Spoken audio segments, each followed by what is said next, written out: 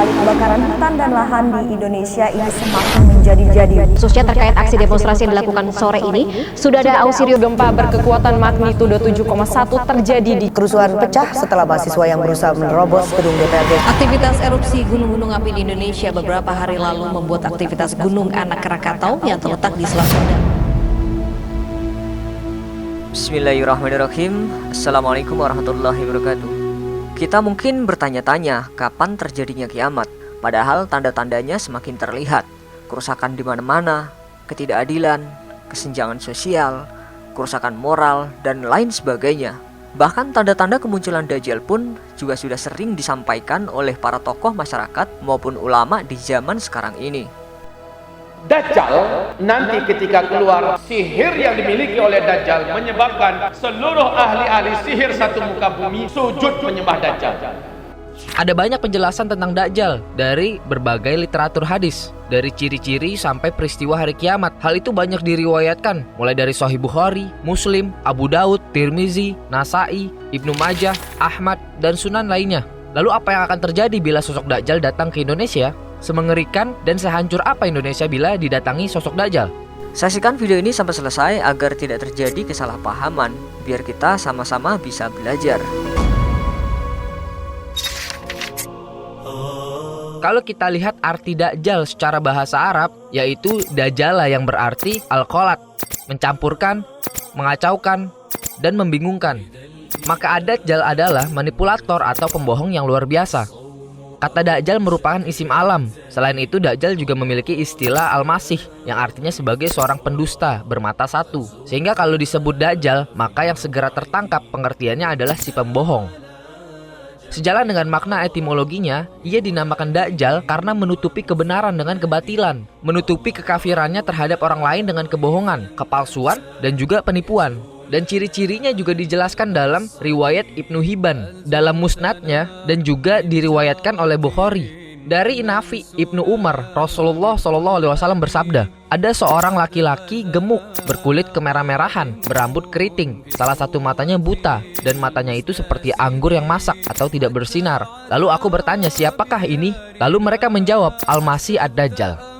Dan dijelaskan dalam literatur hadis yang lain, yakni dalam hadis Al-Bukhari bahwa Rasulullah SAW pernah bermimpi bertemu dengan Dajjal yang memiliki ciri-ciri seperti ilmu qotan, yaitu badannya berwarna putih kemerahan dengan rambut yang lebat, sedang mata kanannya buta, dan juga matanya bagaikan buah anggur yang menjorok. Selain itu, dalam literatur hadis yang lain juga menjelaskan tentang Dajjal yang jumlahnya hampir 30 orang. Tidak akan terjadi hari kiamat hingga ada dua kelompok yang saling berperang. Ketika itu para korban yang terbunuh sangat banyak, padahal keduanya mengaku satu agama Islam. Dan tidak akan terjadi hari kiamat hingga timbul para Dajjal pendusta yang jumlahnya hampir mendekati 30 orang. Semuanya mengaku dirinya Rasul Allah. Hadis riwayat Bukhari. Bila ada para Dajjal yang jumlahnya menurut literatur hadis mendekati 30 orang datang ke Indonesia, apa yang akan terjadi kira-kira ya? Kalau kita lihat dari kondisi Indonesia itu sendiri, yaitu letak dan luas Indonesia terhitung strategis dan memiliki wilayah yang sangat luas, mencakup daratan dan lautan. Indonesia merupakan negara dengan suku bangsa yang terbanyak di dunia, dari mulai Sabang sampai Merauke. Indonesia mempunyai gunung berapi terbanyak ketiga sedunia dengan total 139. Salah satu yang fenomenal yakni letusan Gunung Krakatau pada tahun 1883. Letusan ini paling mematikan dan paling merusak dalam sejarah. Dampaknya dirasakan seluruh penjuru dunia. Bayangkan itu baru satu letusan gunung di Indonesia, dampaknya seluruh dunia. Bagaimana bila kemunculan Dajjal tersebut menimbulkan bencana alam? Tidak hanya meletusnya satu gunung, tapi lebih dari satu. Sebesar apa dampak dari bencana itu?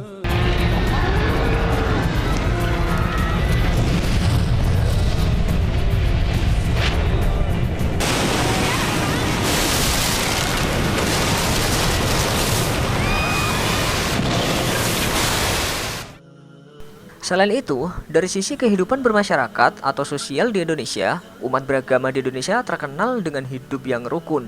Contohnya, sejak zaman kemerdekaan, Muslim dan Nasrani di Kelurahan Keratonan, Kecamatan Serangan, Solo, mempunyai tempat ibadah yang saling berdampingan, selalu saling bantu dan saling menghormati satu sama lainnya tanpa pernah diwarnai gesekan sedikit pun. Dan dari laporan kehidupan keagamaan 2017 di Jakarta, tahun 2017 kerukunan umat beragama masih tinggi, yaitu 72,27%. Bahkan Presiden RI Joko Widodo mengatakan bahwa kerukunan yang telah lama terbentuk tersebut merupakan hasil ikhtiar bersama untuk hidup saling menghormati.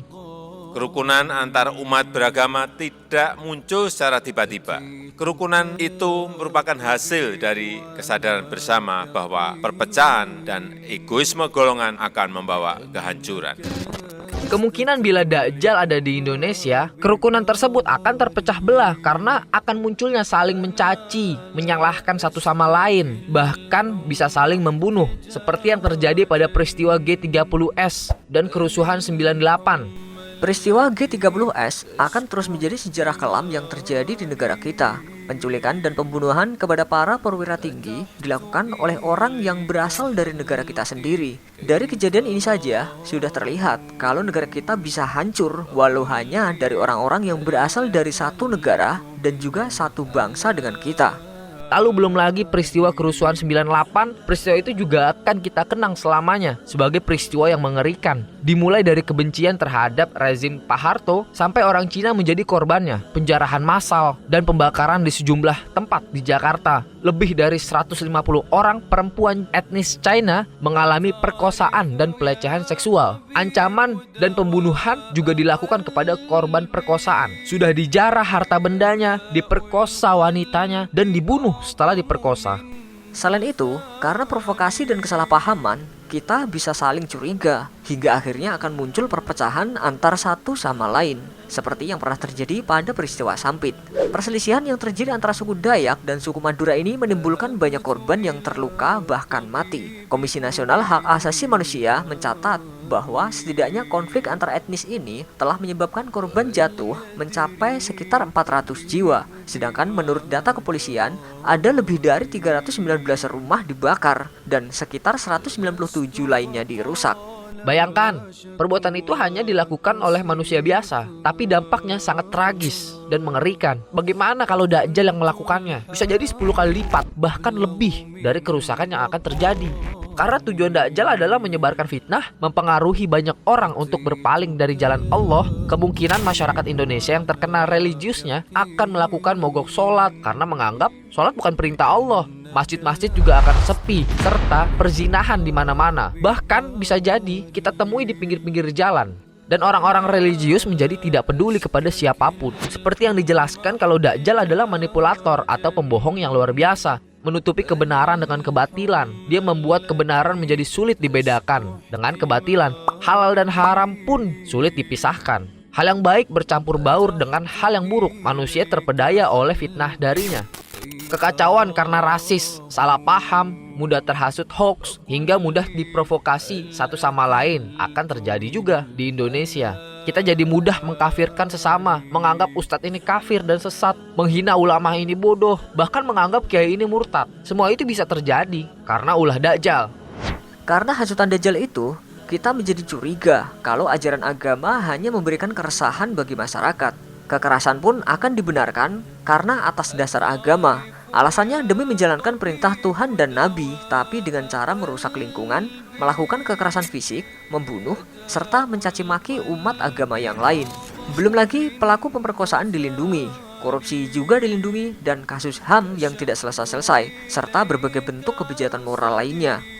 Selain itu, mungkin ada banyak orang-orang berlomba-lomba menjadi juru selamat dan menipu orang dengan mempertontonkan kekuatannya yang menakjubkan. Banyak yang mengatakan membela HAM, padahal bisa jadi mereka hanya menyembunyikan perilakunya yang melanggar HAM. Kesyirikan menjadi marak. Dahulu orang-orang yang syirik terlihat jelas karena yang disembah adalah patung dan berhala-berhala. Namun sekarang kesyirikan menjadi lebih variatif dan lagi-lagi membuat kita bingung mana yang benar dan mana yang salah. Seperti uang, kekuasaan, keluarga, dan teman-teman semuanya bisa mempengaruhi kita untuk meninggalkan perintah Allah. Bisa-bisa kita melakukan kebaikan hanya karena ingin mendapatkan pujian dari orang lain. Kita bisa lihat kan, perbuatan baik pun bisa menjadi buruk karena niat yang tidak ikhlas. Lagi-lagi seperti dalam hadis yang dikatakan, ketika kemunculan Dajjal, kebaikan dan kebatilan akan tercampur sehingga sulit dibedakan.